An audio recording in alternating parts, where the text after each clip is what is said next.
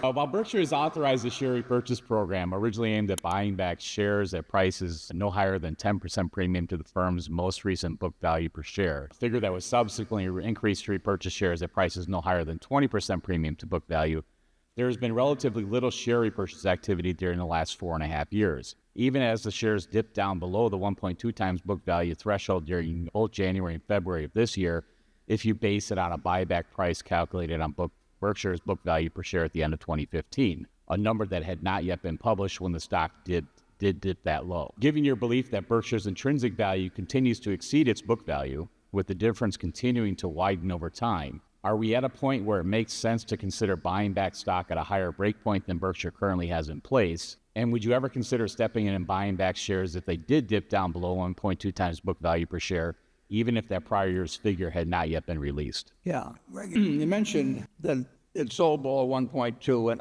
I don't think that's correct. I keep a pretty close eye on that, and it's come fairly close to 1.2, but I could almost guarantee you that it has not hit 1.2, or we would have done it. And I'd be happy to send you figures on any day that you might feel did hit the 1.2. Clearly, in my view, Charlie's view, the board's, the stock is worth significantly more than 1.2, but it should be worth significantly more, or we wouldn't have it at that level. On the other hand, we did move it up from 1.1 to 1.2 because we had acquired more businesses over time that were the differential between our carrying value and the book and the intrinsic value really had widened from when we set the 1.1. I have mixed emotions on the whole thing, in that from strictly a financial standpoint and from the standpoint of the continuing shareholders, I love the idea of buying it at 1.2, which means I probably would love the idea of buying it a little higher than 1.2.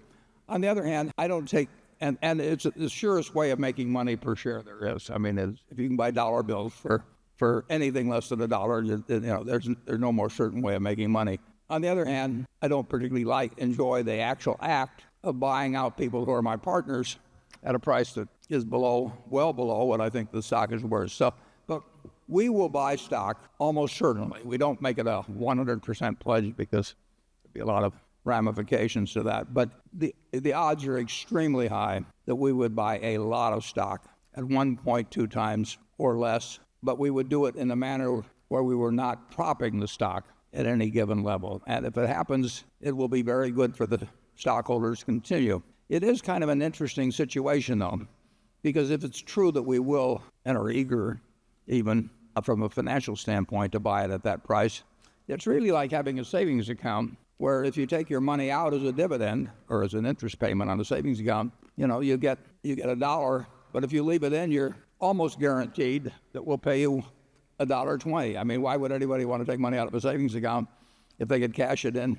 what they left at 120%? So it acts as a backstop for ensuring that a no dividend policy results in greater returns than it would be if we paid out $1 and people got $1. If they leave $1 in, they're going to get at least $1.20, in my view. At least it's not a total guarantee, but it's a pretty strong probability. So would we increase that number? Perhaps. If we run out of ideas, and I don't mean day by day, but if it really becomes apparent that we can't use capital effectively within the company in the quantities with which it's being generated, then at some point the threshold might be moved up a little because it could still be attractive to buy it. And you don't want to keep accumulating so much money that it burns a hole in your pocket. And it's been said actually that a full wallet's a little like a full bladder, that you may get an urge very quickly to pee it away, and we don't want that to happen.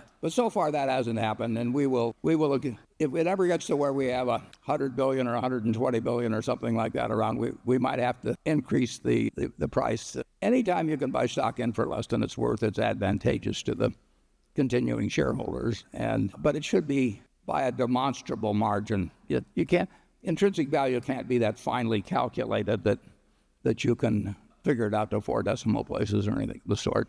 Charlie? Well, you'll notice that elsewhere in corporate America, these buyback plans get a life of their own. And it's gotten quite common to buy back stock at very high prices that really don't do the shareholders any good at all. I don't know why people are doing it. I think it gets to be fashionable. It's fashionable, and they get sold on it by advisors. And That's true too.